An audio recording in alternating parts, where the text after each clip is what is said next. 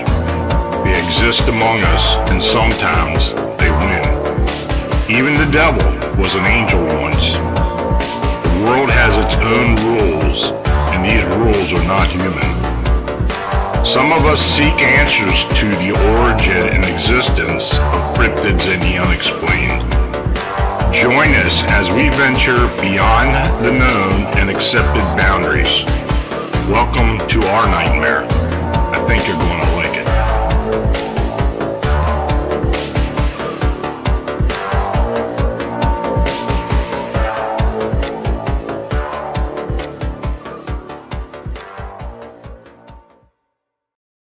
Hey folks, good evening and welcome to another episode of Phantoms and Monsters Radio, where we explore the strange and the unexplained. I'm your host, Lon Strickler. Thanks for joining us.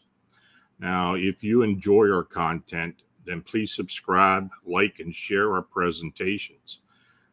Super Chat is active during the show, so please show your support for Phantoms and Monsters Radio by clicking the dollar icon under the chat.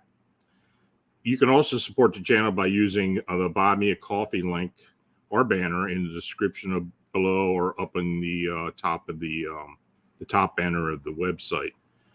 Your consideration is very much needed and appreciated. So tonight, before I introduce tonight's guest, we're going to do something a little bit different. We're going to have an opening party, if you want to call it that. That's what it was told to me what it was. But and this is going to be to present my order of original prints from our friend artist Sam Sheeran. I was hooked on Sam's work ever since I saw his amazing cover work that he had been used on many of David Weatherly's books. And when Sam created the Chicago Mothman piece, well, I had to have one. So I'm going to have one. I'm going to put it up on my wall, and I plan to display much of Sam's art in the future. So now you can order at his website, which is mrsamsheeran.com. He has also started a YouTube channel where you can observe Sam create his art. And his channel is featured on the Phantoms of Monsters Radio YouTube channel page. So without further ado, I hope I don't cut myself, we're gonna open this up, packed very nicely.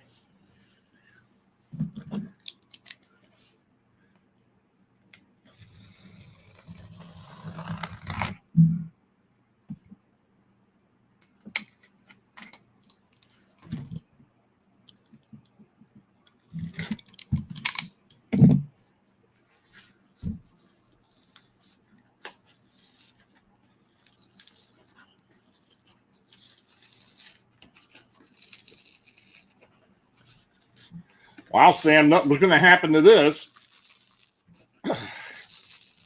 Well packed.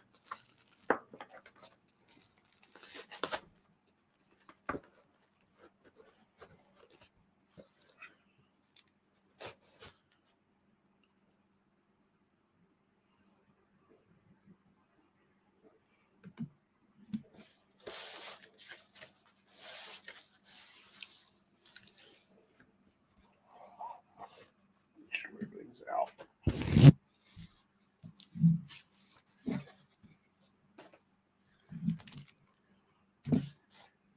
He threw a few extra ones in there, I think.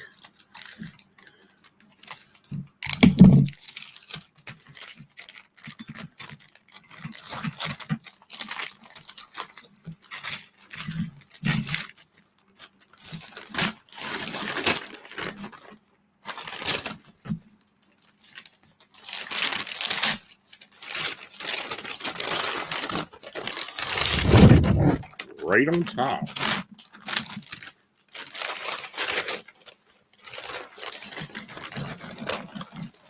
Is the Chicago Mothman. Beautiful. The sizes of these prints are 12 by 17 with the, I think it's about an inch border on there, somewhere like that. And it's hand signed at the bottom.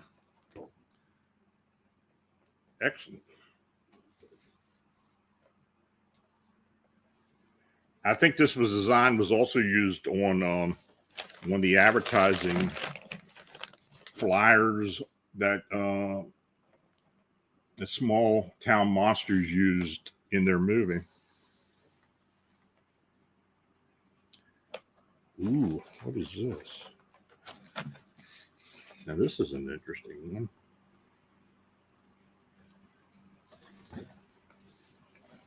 Maybe Vincent can look onto the website and tell me what the name of the print is, but it's this may be the Vietnamese Batwoman or the Vietnamese flying humanoid. If y'all don't know that story, during the Vietnam War, soldiers saw something that's what they called the Vietnamese or the flying humanoid. So that's cool.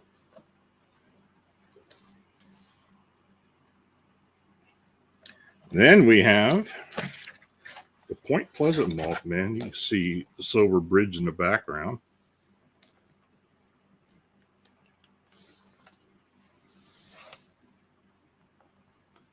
Very nice. Boy, Sam does a great job on this stuff. Very detailed too. And we had the Lawndale Thunderbird abduction, Lawndale, Illinois.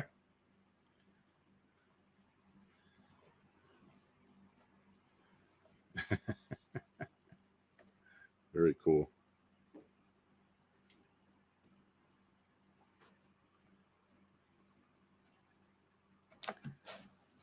And we have another Mothman from Point Pleasant.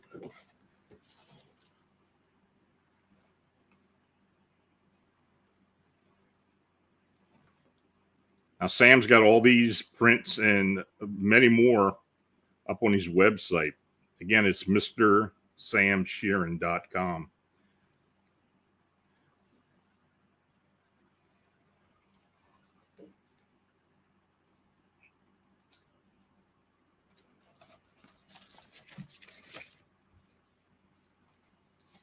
This looks like a pterodon. Pretty neat.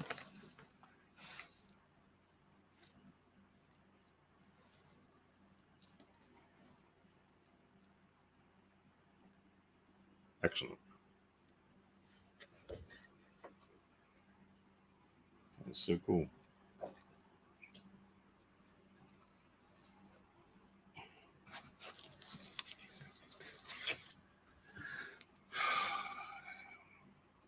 Should know what this is. Oh, is this the Van Meter Visitor? I think it is. From Van Meter, Iowa. The book that was written by Chad Lewis. Very cool.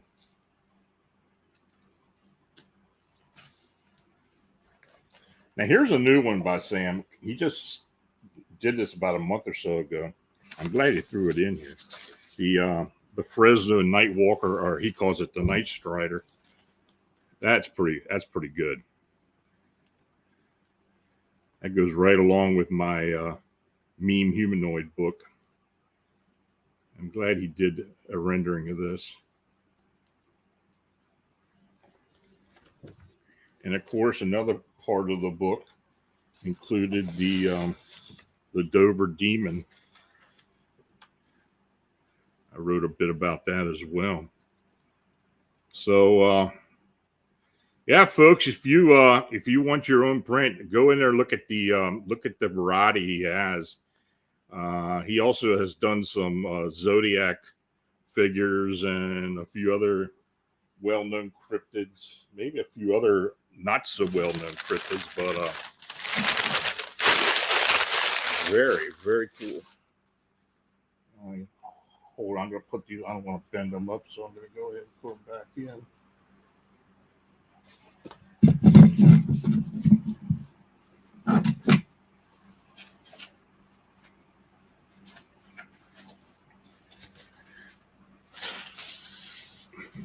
But I plan on continuing to bring his artwork. Oh, and you know, when the holidays come up, every year Sam puts out a set of greeting cards, which are so cool.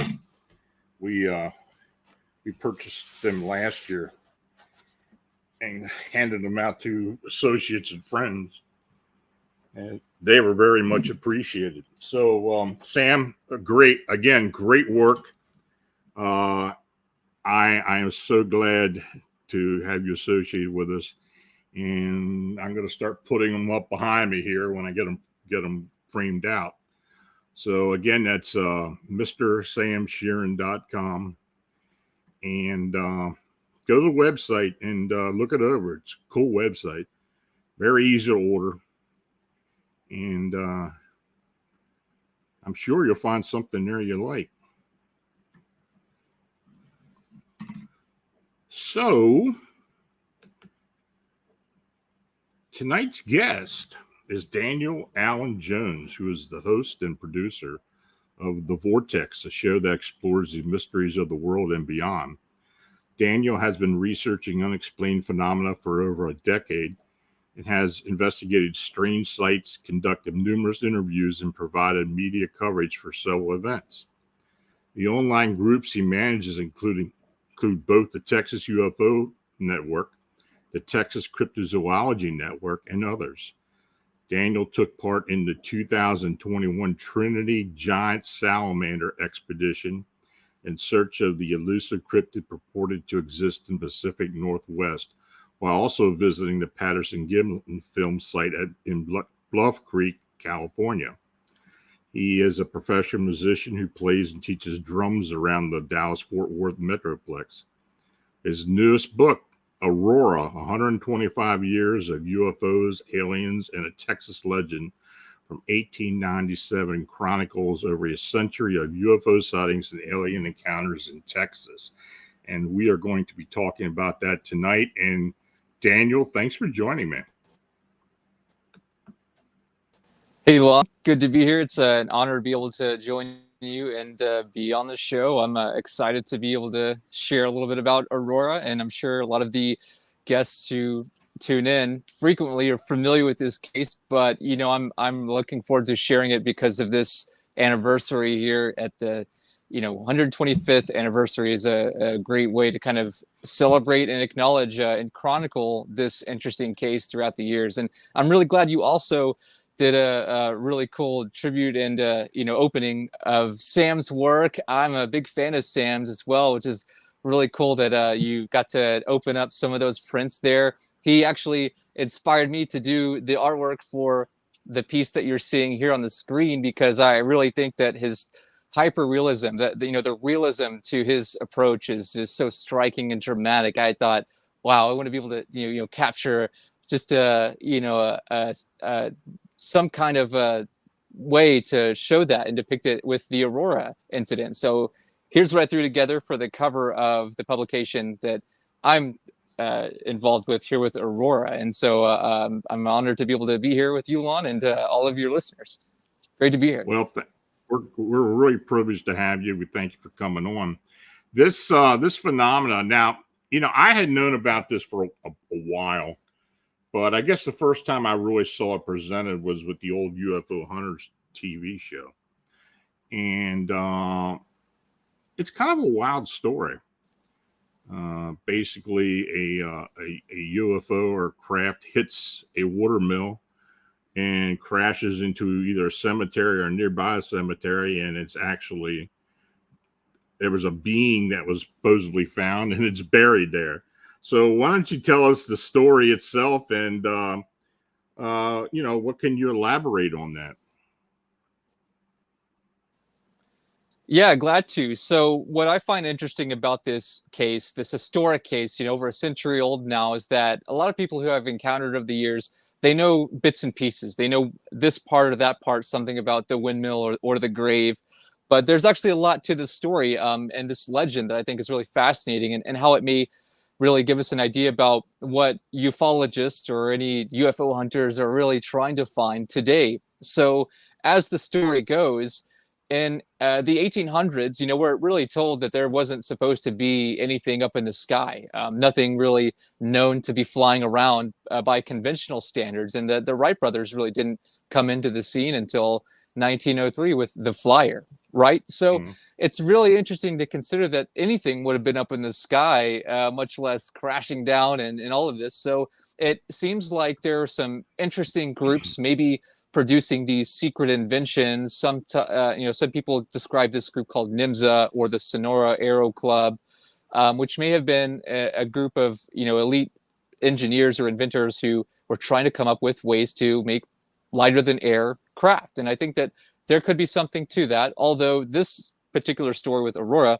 depicts something a little bit more inhuman. And I think that that's really an interesting concept, because when we're dealing with the late 19th century and getting into what seems to be the case with early aviation, it's something that it makes us wonder what would have been possible for any of these types of hot air balloons, these dirigibles, these blimps, these Zephyrs, Zeppelins, whatever might have been actually around, and how that could be different than what this story is about. So getting into the late 1800s, into the 1870s, really 1870s, 80s, and 90s, you start having what are known as airships appear.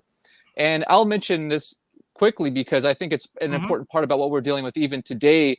We just had the anniversary of Kenneth Arnold's sighting up in Mount Rainier, Washington, of these crescent-shaped objects, which he described moved in a saucer-type pattern. And that got spun in the media to what we now have is the trope of flying saucers. So what's really interesting to consider is that while he was not describing the orientation or shape of these objects, these unknown aerial phenomena that he witnessed, but this is something that pretty much got it stuck, and we call these things flying saucers. But back in 1878 in Denison, Texas, up by the Red River, by the border of Texas and Oklahoma, you have a farmer who describes something that he saw which actually looked like a flying saucer. And so here in Texas, maybe we can claim stake to having been, the first to attribute that name to the shape of a craft rather than its motion or movement. So I thought that was an interesting part about, UFO history going back before modern aviation. But even beyond that, here in Texas, you have all kinds of mystery lights and things like in Marfa or the Saratoga Light, which are very mysterious, but these don't seem to be articulated craft. So getting past some of these interesting mystery lights or orbs, later in, you have the 1890s and 1896, 1897, you have what's known as the Great Aerial Wanderer or the Great Airship Mystery. And a lot has been written about these cases, but I think one that stands out probably the most out of all of them, perhaps if not the single most important airship mystery, is as you can see, the Aurora UFO crash of 1897. Now, this is an interesting story because there's a lot of confusion about the origins and really how this got spread around, or if there's any validity to it, if it was all a hoax or if it's the real deal. And, it's very interesting. Of course, I wasn't there and no one who was there is alive now. So it's really hard to track down some of these types of things to really pinpoint what was going on. But having spent a great deal of time with my buddy, the late Jim Mars, I think it's really important to see that while he was able to talk with some people who were alive while it happened, there aren't any more today. So we can just go off of what was reported at the time, what researchers like Jim Mars had been able to track down and research. But as the story goes, the early morning of April 17th in 1897, there was an object, a metallic cigar-shaped object that came down from the south that seemed to be in distress, crashing down into Judge Proctor's windmill, water tower, and well, and crashed into a brilliant explosion, sending debris, apparently scattering for acres. And it destroyed his flower garden, and there was a sort of a ruse in the town. It got a lot of people's attention, and they all came and wanted to check out what had happened. And so something exploded, and I think that according to the story, it got enough attention that people came from all over the area to see what happened and what this calamity must have been.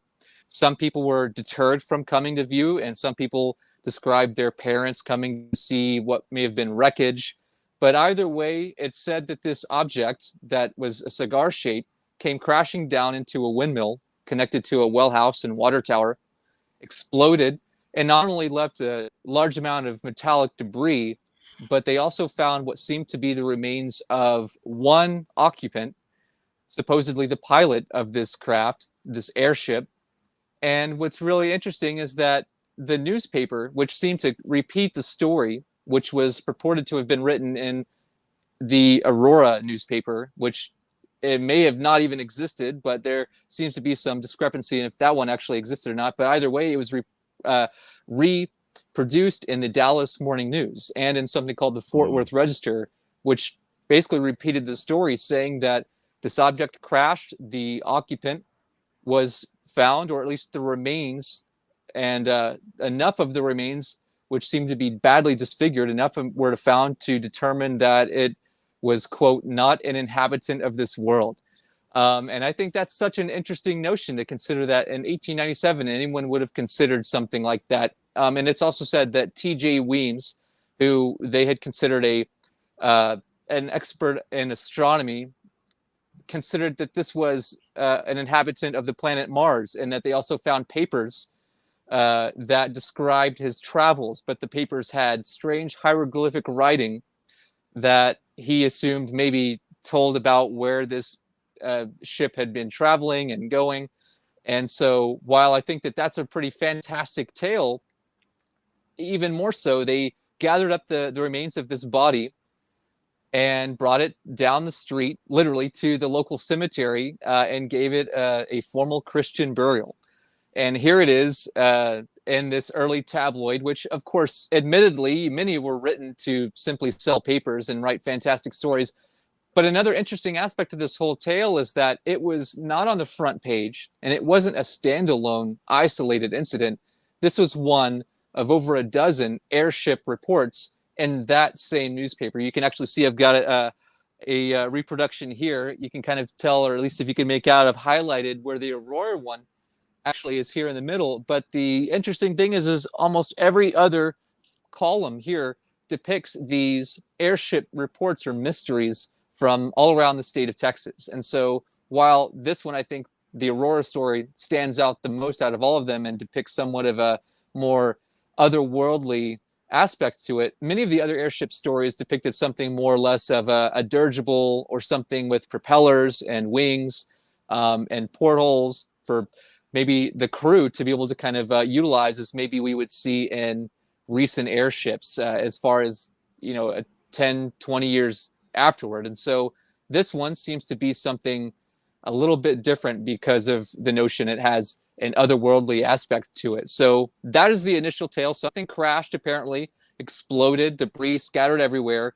Not only did this debris go everywhere, but the townsfolk gathered up what they could and discarded much of it. It was said that much of it was carried away from the town, probably on horse and carriage and buggy. And then much of it was also discarded and thrown down the well, which was connected to that windmill.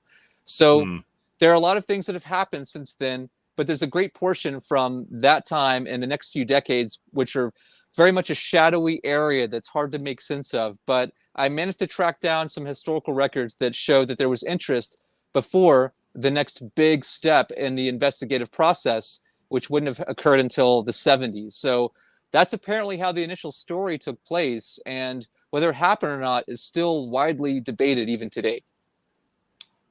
What part of Texas is Aurora? So Aurora is northwest of Fort Worth, about 20 minutes, or So it's about an hour Oklahoma, northwest of Dallas. Okay. Not really even up toward Oklahoma. It's not something that most people would recognize on a map because it's such a small town that you drive right through it if you didn't know where you were going. And it's just 20 or so, 30 miles northwest of Fort Worth. Fort Worth is connected to the Dallas-Fort Worth metroplex. So if you're familiar with the DFW airport, one of the largest airports in the world, then it's not too far. It's within an hour drive from that airport. It's interesting. Now, you stated that this craft had a cigar shape to it.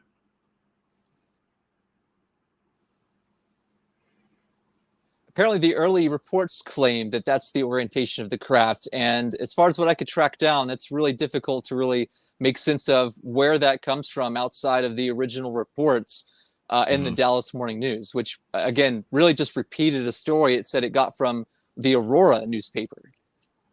Okay, interesting. Because I have had reports in the past of sightings north of Dallas, northwest of Dallas, up into Oklahoma of these cigar-shaped craft. Well, mostly the past 30 years. I'm just wondering if there have been other sightings of something similar to that, or something similar to what you're describing. Right. Well, I think so. There are a lot of, or at least a few decent statistical analysis of whatever types of orientation or shapes that UFOs have been reported in various organizations and independent researchers. MUFON would be one of them. MUFON has attempted to really make sense of this case over the years, and I think that it's one of those that if you look back at some of the original investigation reports and those done by John Schuessler, they really tried to make sense of not only the historical record, but also what was still obtainable in the field, going out to the property and location, which I've been on a number of times now. And I think that with other than the word of mouth and the story in the newspaper and the anecdotes that you have there seems to be some kind of indication that metallic debris seems to have been embedded not only in the ground and trees, but maybe even within the grave as well. So I think that if you look at this story and its full capacity, but you also look at the array of reports throughout the last century, perhaps, just in the state of Texas, you have a lot of different shapes. You have, I think, the most recent flap of a sighting, as sometimes we say in the field of ufology, is that of the Stephenville incident back in 2008, right, where an enormous, what my buddy Steve Hudgens would say, a flying Walmart came through to basically, everyone's surprise. And I don't know that it was necessarily the same as what we think may have happened in Aurora, but something seems to garner the interest of the local air base and enough to send up some F-16s. And I think that's one of the interesting things that we can see is a much more modern case. But throughout the years, there are definitely a number of UFO encounters, reports, stories, and experiences from, many different angles. And I think that it's really important to see now that we have radar, you have all these different ways to detect aerial phenomena outside of word of mouth. It gives much more credence to these historical cases where there wasn't really any technological sophistication to allow for such an investigation to be done. What's really interesting, though, is that throughout the years, after a number of years, actually, up into the 40s, a new family moved onto that property, having no idea, and would describe troves of people coming up and wanting to ask about the alien spaceship and the crash and all these things. And to which they're surprised, they really didn't know anything. And they learned inadvertently because of these people.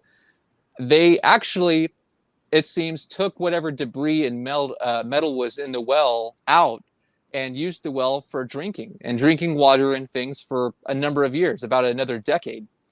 And the unfortunate thing is that later on, they attribute a lot of their health defects and maladies to having drank this water, which they described was poisoned by that alien in his spaceship. And there's Brawley Oates from the Oates family, as he appeared in 1973, which is when the next investigation would have taken place. And you have aviation writer for the Dallas Morning News, as well as the MUFON coordinator, Bill Case, who went in 73, along with Jim Mars and a number of other people from the International UFO Bureau and MUFON, to try to make sense of what happened there, even at that point, many decades earlier. And at that point, they found the headstone. They attempted to locate the original headstone, which is a really interesting notion today. But the original headstone seems to be a broken portion of stone that has an etching of some kind of shape that Jim suspected if you had another mirroring image part to the stone, that you would see a full possible cylindrical shape that could have been a depiction of the original craft. And the interesting thing is that Hayden Hughes with the International UFO Bureau and a number of other investigators who came ready to try to, understand what's going on with this case, this historic case, ready to dig up what could have been that alien grave. They tried to take all the legal steps necessary to exhume the body. And I know this is a big part about what is often asked when we're dealing with this case, the Aurora legend. Why is it someone dug up that body? Well, now, half a century ago, there was an attempt to do so legally, but the Aurora Cemetery Association threatened to counter anyone who came digging with a lawsuit, saying that, number one, we don't want anyone to accidentally dig up grandma, and we don't want to bring up any hazardous diseases back, because unfortunately they had a bad fever right before all of this. And not to mention that, kind of putting things into context, Aurora at the time had a number of saloons. It was sort of a, up and come town, but the railroad passed it.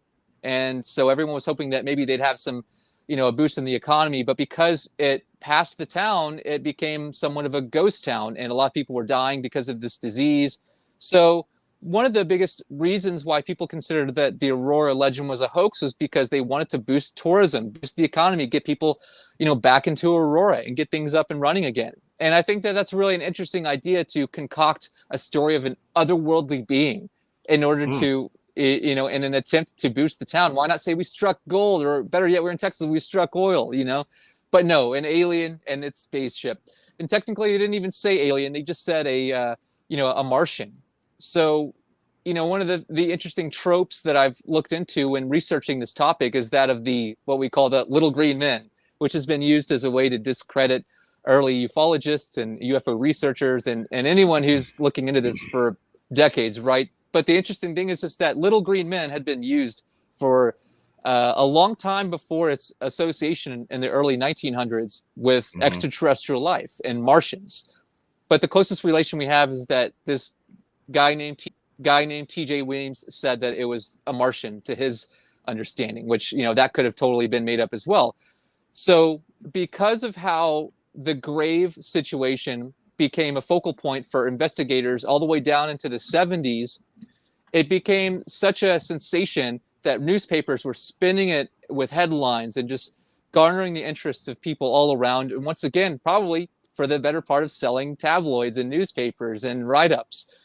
Interestingly enough, as ironic as that sounds, it really showcased the division of the town and of people in the community itself, trying to make sense of this happened or it didn't happen. They were there, or they weren't, or they were, it happened, or they were and it didn't happen. And so even throughout the 60s and 70s, past the advent of Project Blue Book, which apparently there does seem to be some indication that people posing as government agents had come into the town as early as the 50s and 60s to intimidate people and inquire about the metallic debris that people had been keeping in shoe boxes and things like this. So that's very speculative, but apparently there does seem to be some rumored indication that had happened, and maybe in association with Blue Book early on, with Dr. J. Allen Hynek and the Air Force's early attempt at maybe not only discrediting the UFO issue, but also maybe misdirecting it overall.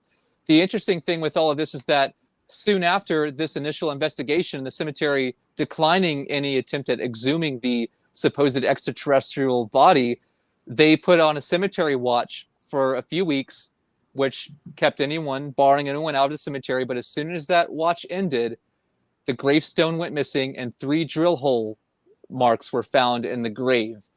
And when Jim Marrs asked his buddy Bill Case who he thought did it, he said the government. And unfortunately, Bill passed away a year after that.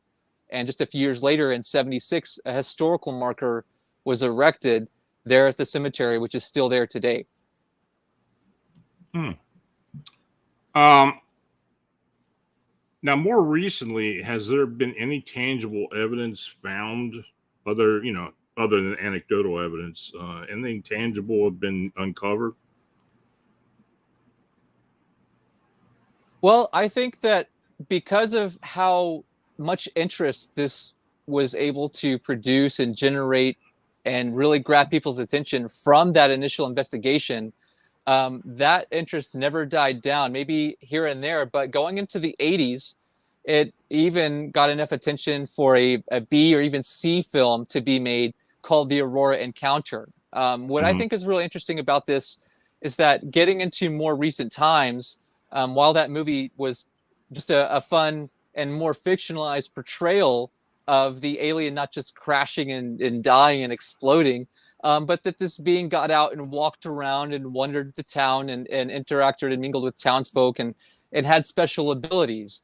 And I'll just mention quickly that the actor who played the alien, as you can see here in the picture, his name was Mickey Hayes, and he had progeria, which was this sort of disfiguring condition, which a lot of people had wondered why they would make him play an alien. That seems so disrespectful. But in reality, Mickey, as a young man, actually just a boy at the time, his wish for the sort of Make-A-Wish Foundation was to play in a Hollywood movie.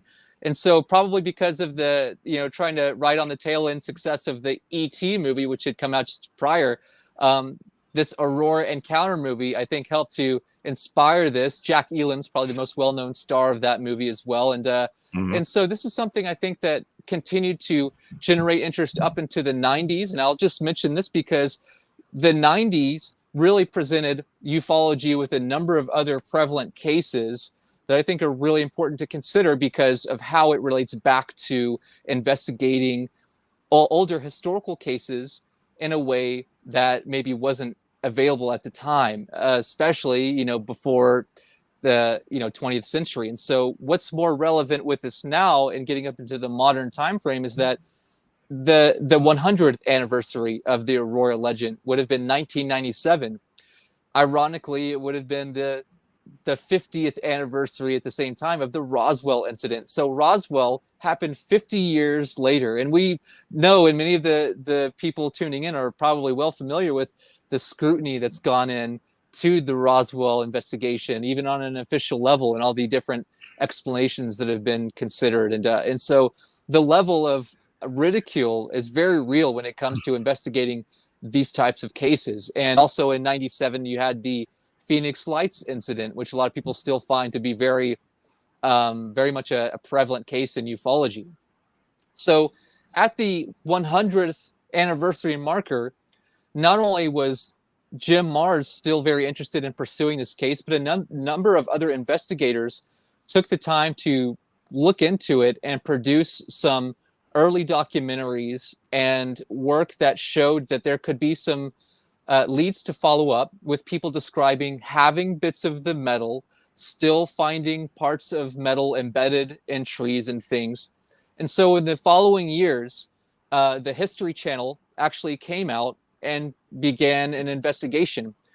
It was a few years after the 100th anniversary, and in an attempt to also commemorate that, they tried to get access to the property in which the crash was said to have happened, where the windmill would have been, where the well actually is and is still today.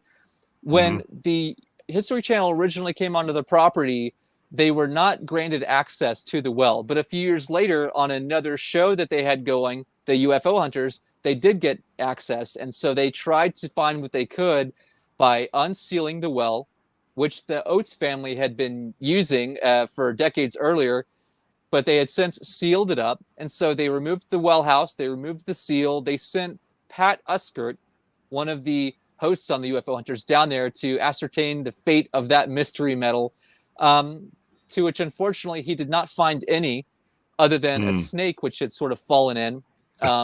They didn't really find any substantial metal in the well, but they did go over down the street, literally not even a mile away, to the cemetery and do some ground penetrating radar over the gravesite.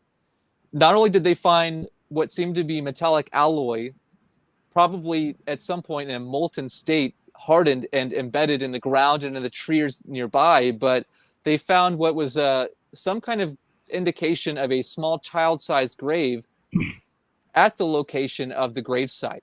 And so while they weren't able to really figure out what the contents of that container or grave might have been, they did seem to think that there was good indication that something was down there. And so because of that, that's probably the best credence given to that there being something having had happened, or maybe an explosion of some sort, and that there is still maybe good reason to look into this historic case. I think that if you look at to what's gone on in more recent years, going throughout the more recent last decade, actually, in the time frame in which I was more readily involved, my buddy Jim took me out to the side on a number of times. We got to the point where we said, let's approach the city and see if we can commemorate this historical event with a conference that the city might be able to take part in as well, to acknowledge at an official capacity. So we did that. And I'm so glad that Jim got to take part in that, because unfortunately he passed away a year later. But as you can see, here he is holding up this paper right here that has the Aurora story within the very center. And we got to share this type of, celebrated event with about 400 people at the building's capacity, and one of the only buildings that could house that many people, and host this wonderful event that we did back in 2016 to really try to bring forward anyone from the woodwork that had any information about this, which we got quite a few. Some people said, you know what, I remember seeing that mystery metal, so-and-so had it down the street in a shoebox. I remember having it here. I remember the old timers would tell us about it. So working with the city at that time, it was still very divided, even all these years later. And people who lived out there, out in the country pretty much, are living out there probably because they either had their family had been there forever, or they went out to get away from the noise of the city and to be bothered by people otherwise who wanted to know about the alien in that grave or that spaceship crash and all of these things. So the challenge was finding anyone who was really interested in opening up about it, who had not only been sincere, but maybe some kind of way to corroborate any of these incredible claims. So as you can see here, that is a picture of the original crash site where the windmill would have been, where the well house, water tower, and the well is today. The well is about the only remaining thing.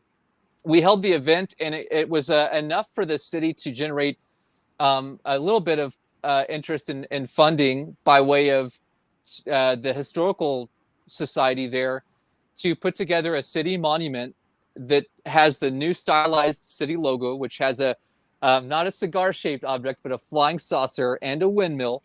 And the thing is that historically speaking, it might not have actually been a windmill as we think in our standard today, but more like a windlass or a derrick, which would have been like a tower that worked with a sump to help generate water current for the well. Now, because of the iconography of the flying saucer and a windmill, it's easier for people to recognize it. So they have this at the foothold, the basin of this crash site. They have the monument, and they have a downed spaceship with a mock-up windmill and a little alien. And so they had a little dummy there at City Hall, which the city admin, having been a local growing up there, one of the old timers' names was Ned. So she has this little dummy alien who was sort of the mascot there, who we called Ned. And she was generous enough to let me wheel him around and take him on tour, so to speak. And so Ned got a lot of notoriety, a lot of events. He was a lot of fun. I took him to a lot of different things like Alien Con and Area 51 and just everywhere. And he was the highlight of the show. Here he is at his own grave on one of the anniversaries. And of course, he's in a wheelchair because he was in a bad wreck. So, it only makes sense that, he's, situated like that. But the fun thing is that it gave some, way for people to see a face to the name of the town. Because that's, again, people would always say, I heard about that alien grave, or I heard about that windmill UFO crash or something. So people throughout the years knew bits and pieces, but maybe not the whole story. And so now, in more recent times, the city, we tried to do another event. It really just didn't happen. There had been a lot of conflict in the city about the whole thing, even now. And because of that, we weren't able to do another city event. But I had held meetups and tours in the last several years that got a lot of attention as well. We had about 100 people show up for some of these meetups. And in doing so, one of the guests that we had come out was a lawyer from Dallas who offered a reward for the original headstone or any whereabouts of it. And it started out as being like $1,000 reward, and it went up to like $2,500. Now I think it's like at $5,000. So that's a very real thing for anyone. I don't know that it's actually going to come up, but if anyone has any information about the original headstone, which I've had someone tell me that they know where it is, so it very well could be out there, whether it was real or not. And as you can see, here we are at that monument. They're at the foothold of the crash site, and it's right off the highway, which is Highway 114. And so because of that interest, the city threw together a little, what they called a party patio, which they dubbed Area 114. And so to have some fun with it, because this city is such a small little place, they don't really have any commerce or much industry at all.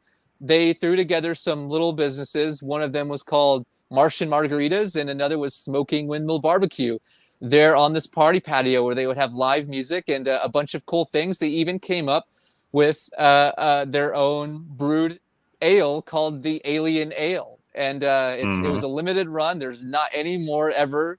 And unfortunately, getting into literally the last year, I went up there with a news team that was interested in doing a story because of, at the time, what would have been the upcoming report on the UAP issue within the government and the transparency being provided by what was going to come to be known as the preliminary assessment, right? Which talks about the UAP task force and all of this stuff, which now is still actually underway and is doing a lot now. We went up there at the time and everything seemed fine. I actually saw the city admin up there.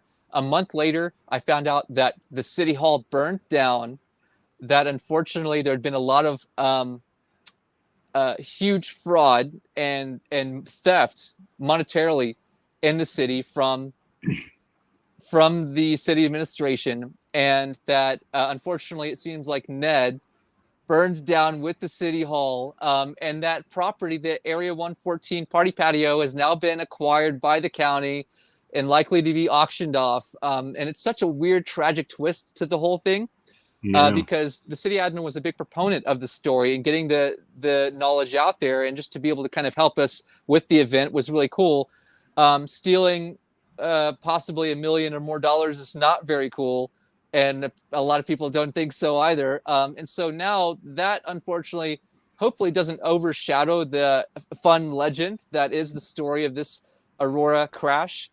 But I think that what's happened in more recent times, and I was there on the anniversary back in April to do a live stream feed of the site, and going over to the grave site, doing a little bit of metal detecting over the grave and getting some pings of what very well could be some of that mystery metal and alien body. So I think that while there may be something there in the grave, I don't really know what it is. And while the whole thing may have been concocted as a hoax to drive in tourism to the town, it very well could have been something that actually happened to be a very real crash case from the 1890s. And what's really interesting is that Jim Mars thought it was, as he said, and in that conference, the smoking gun of UFOs. And I'd like to think that that very well is the case, but I'm not too sure. And I'd like to say that there could be some other ways to follow up. There's the city logo. It's still there. I hope that the city doesn't tear that down because of this recent mishap with mismanagement. But my efforts to chronicle the history of this are within this publication that I've been working on. And I'd like to share that it's not just showcasing one side to say, believe it, it happened, but to also show that there have been many detractors. A lot of people have been very dismissive of the whole thing from the beginning. And I think there's good reason for that, because we have to have a degree of skepticism when it comes to very sensational stories that otherwise, sound wonderful, sound amazing, but aren't necessarily to be, I think, taken at face value. Because as an investigator and as a researcher and reporter, we need to do better than just to go with or take the word for or do whatever, just based on something that sounds fun or good or believable. But maybe there are ways to still corroborate based upon not just the historical testimony, not just the trace evidence of metal embedded within the crash site, not just the allegations of the effects by the poisoned or affected water from the Brawleys or the Oates family, Brawley Oates specifically. The corroboration of what the city admin said was recorded in the minutes of the Masons of the local lodge. I think that there are a lot of contributing factors that if you took into a court of law, you could put before a jury and say, this is a pretty convincing case. But that doesn't necessarily mean that it'll hold up in a laboratory setting that's demonstrable. So some of the metal has been tested over the years. They found high traces of aluminum and zinc, which were not widely available in the 1890s. That's curious to say the least. And if there's anything left in that grave, would it still be testable today? And I think that there could be some non-invasive ways to try to figure that out. And I'm very interested in that. It's helped to springboard my interest in anthropology and archaeology and this sort of new study of what we can refer to as xenology, coming out of the fringe of science fiction into more of the forefront of actual science, you know. So I think that it's really cool to see that, as you can see here on this historical marker, it talks about it. It says this site is also well known because of the legend that a spaceship crashed nearby in 1897 and the pilot killed in the crash was buried here. That's right there at the Aurora Cemetery.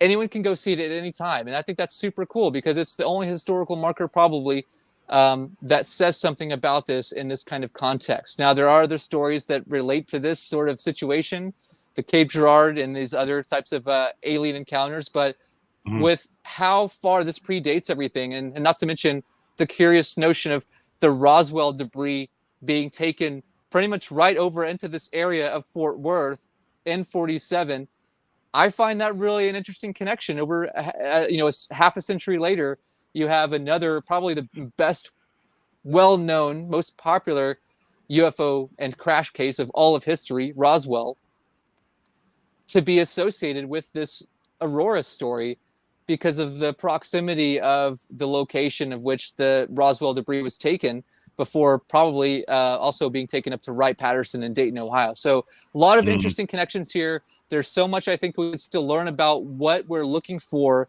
by way of evidence when it comes to modern ufology and our understanding of what we're now calling UAP and all of these things. We're trying to find hard evidence of mystery metals. We're trying to find more than just anomalous objects in the sky. We're trying to understand occupants or the intelligence behind these objects, and we're trying to find maybe a way of communication, which obviously, is going to be a really groundbreaking thing for us to even come across.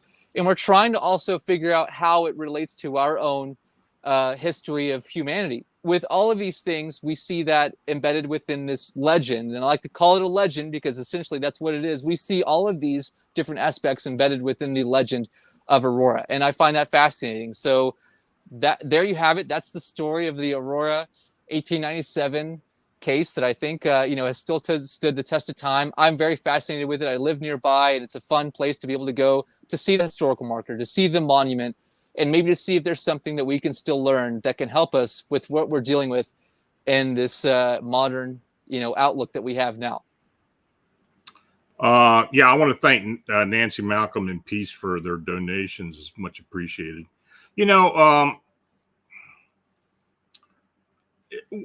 How much fact do you think is involved with this so-called legend? Do you think there really was something that happened?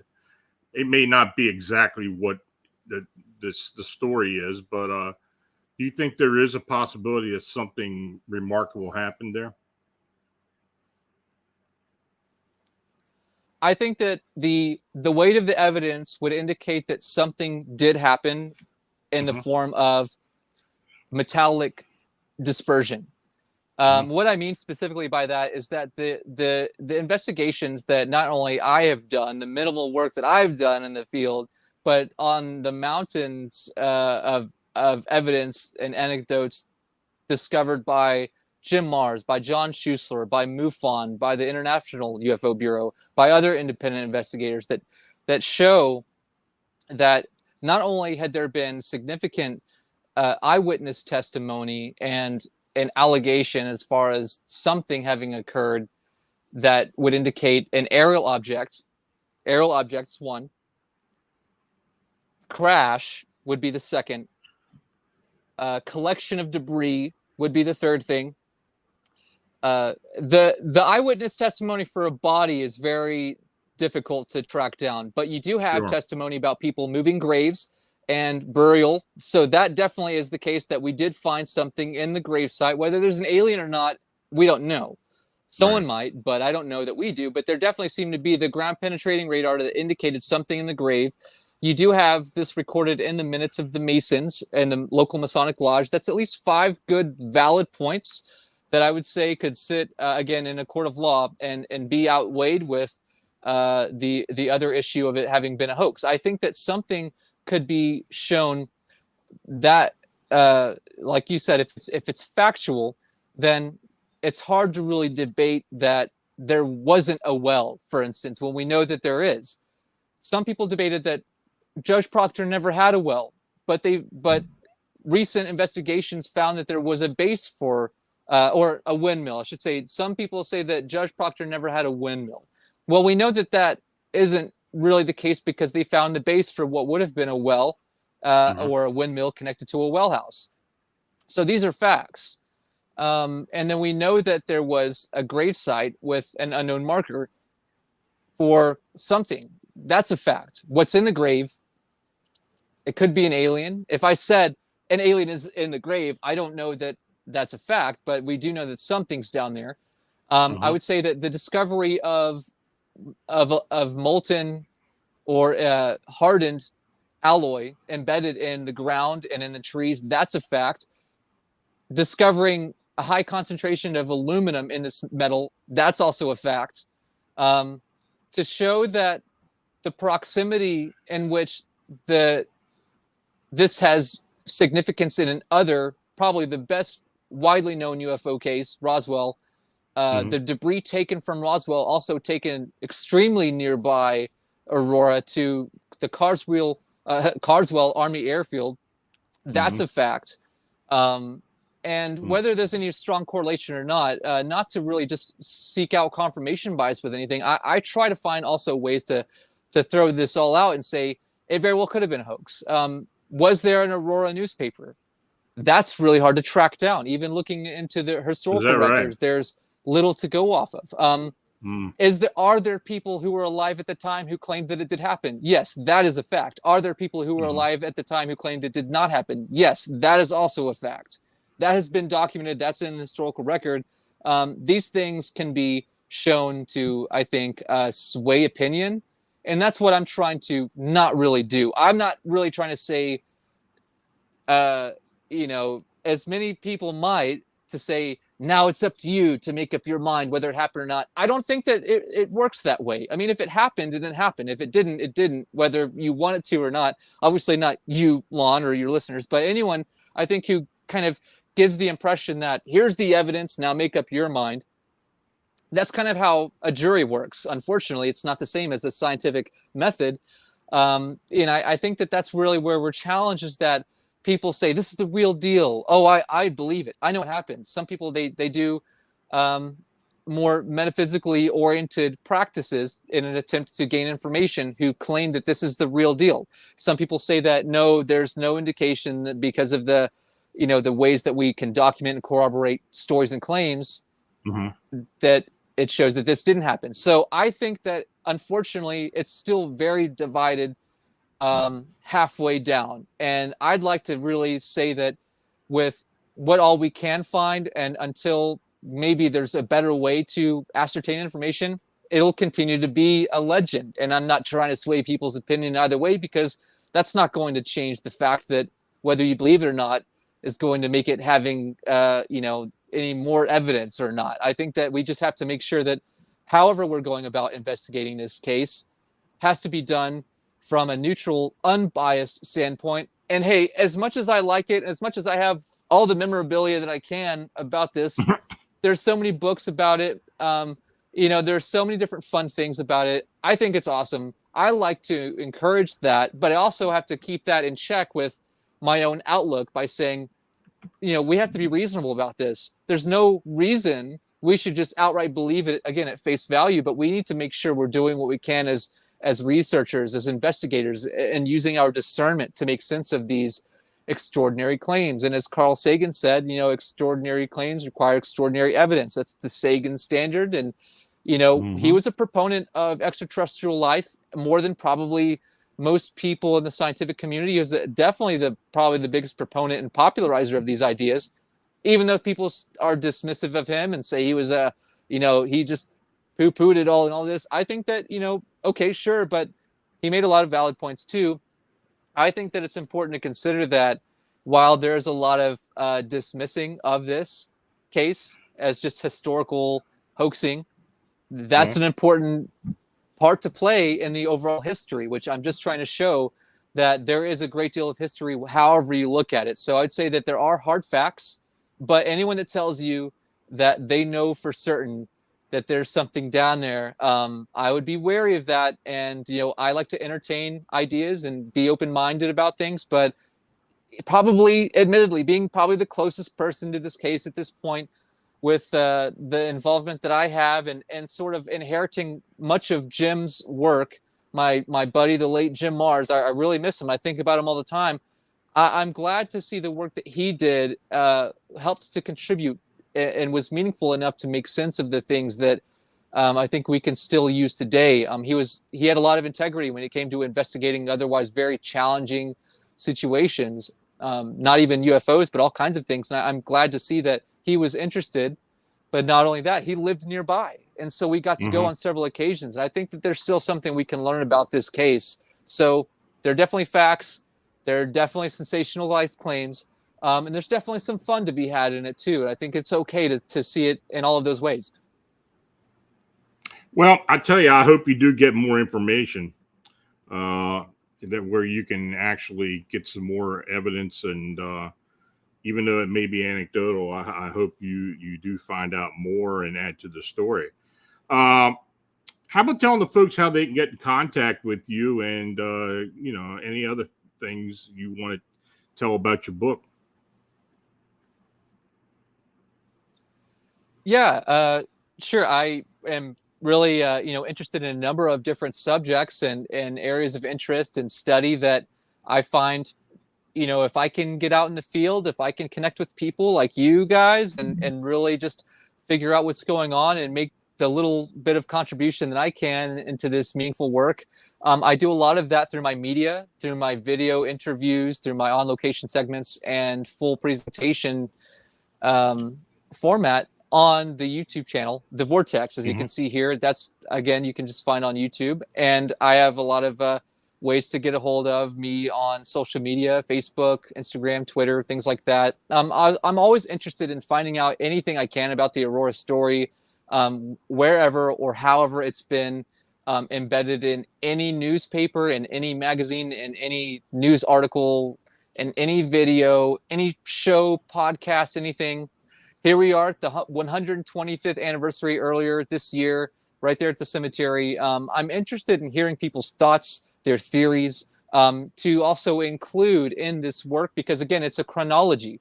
I am just chronicling all the ways that this story has been shown to be of interest in any form of media. And obviously that has become more and more exponential in the last decade. I mean, we had a great time in the early 2000s with trying to make sense of this event. And then since all of that, I mean, in the advent of YouTube and podcasting, it's all over the place. And so it's more widespread than ever. And so I'm trying to do what I can to include every way that that's been shared and embedded into pop culture and everything. And even shows like this, and this one specifically, will be included in that publication. So, I think that for anyone who's interested in continuing the discussion, I'm very accessible. I'm very easy to get a hold of. There's the artwork I threw together, as I mentioned at the beginning, very much inspired by the realism of the artwork of Sam Sheeran and many others that I think are a lot of fun. So it's supposed to be very dramatic.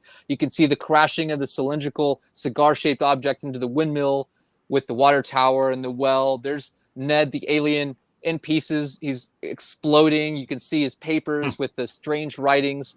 And, I just wanted to make it a very dramatic, over-the-top depiction, because to me, that's cool. I like artwork. It's fun. But it's also sort of, just supposed to be based upon the claims within the legend itself. So I'd be glad to connect with anyone on whatever it is that they're interested in. I have a lot of other areas that I try to focus on as well. Just like you guys cover a number of interesting topics, I do what I can to kind of keep up with all of that too. And I'm involved with a lot of events, and I think it's a great way for people to connect together with other like-minded people, to network, to share their thoughts. And you guys are doing a great job of providing a supportive network for people to share otherwise extremely what most people would call like a bizarre encounter of some sort. So I'm thankful that you Lon, and Vincent, and everyone that's a part of the team here listening and just being able to kind of keep this going in a way that I think is a great job. And so I definitely commend you guys for keeping up the good work. And, I hope to be able to just continue to do the little that I can to, be involved. And so I'm just, I'm glad to be around, and, it's always a good time. So really appreciate your inviting me onto the show. Well, Daniel, it's great having you on here, and I appreciate you coming on and telling us about this legend. And we'll have to have you come back again and see if you talk about some of your other adventures and investigations. And so you have a good weekend, and we'll be talking to you soon. Sounds great. Same with you guys, and we'll see you in the Vortex. Take care.